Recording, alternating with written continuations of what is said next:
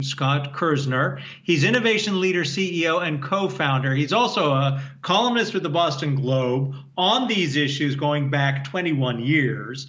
And you helped them launch their digital, as I was reading in some of your bio, their digital platform. So as they would say, the Boston Globe owes you.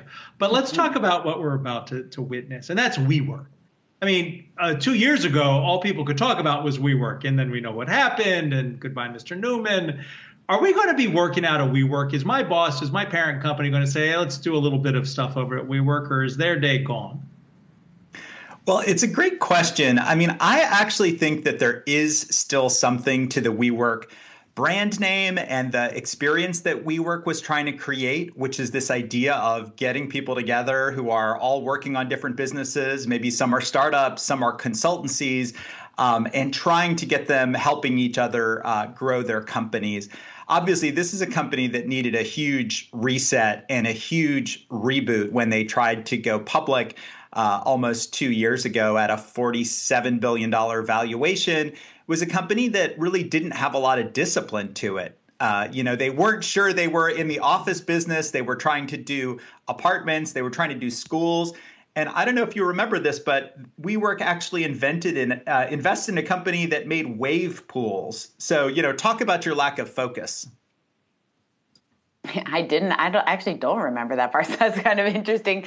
Scott, though, we mentioned that valuation and how the previous valuation was around $47 billion. So now they're going public via a SPAC merger and the valuation's around $9 billion. I'm curious just to get your thoughts on that and whether or not that's a reasonable valuation.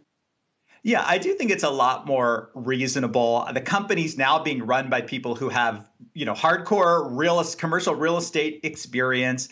I think that they're going to be more disciplined going forward about deciding how many WeWork locations do you need in each city. I would predict that you're going to see them consolidate and close some of their locations in big cities like San Francisco and Boston and New York.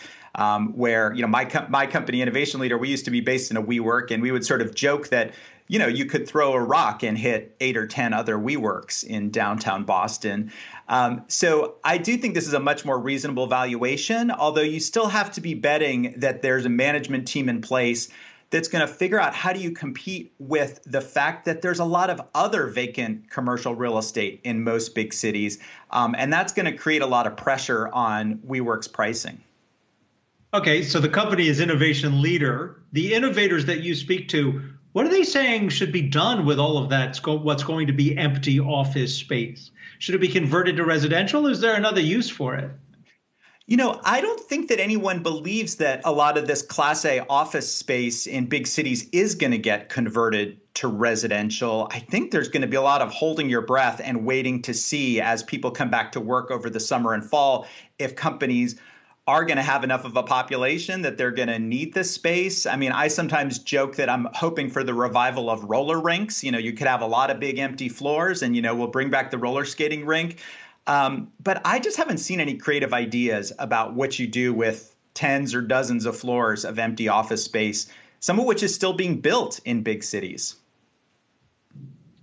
Scott, more broadly speaking, because you've spent the past year covering all kinds of innovation-related initiatives and products and people making things happen while they are working remotely, while they're not in the office, the leaders and the companies that you follow that were successful during this time, what did they do? Was there a common trend that you've noticed?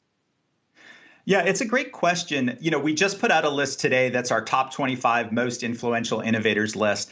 And the biggest trend of 2020, to be honest, was you mentioned people working from home, but it was also pressure on spending, on budgets, on research and development. There were lots of layoffs. So we tried to come up with a list of 25 companies and leaders at those companies that were still doing new stuff and still investing in the future growth of their companies, despite all of the craziness of the pandemic and the economic downturn. And you're showing some of them on the screen. I mean, these were companies that did things. If you look at BioNTech and Moderna getting COVID-19 vaccines to market faster than anyone had predicted would be possible, both of those companies set innovation land speed records at going from January, where they decided they would develop COVID-19 vaccines, getting their research and development and clinical trials teams really focused, to having people dosed with those vaccines in December, which is really an amazing accomplishment.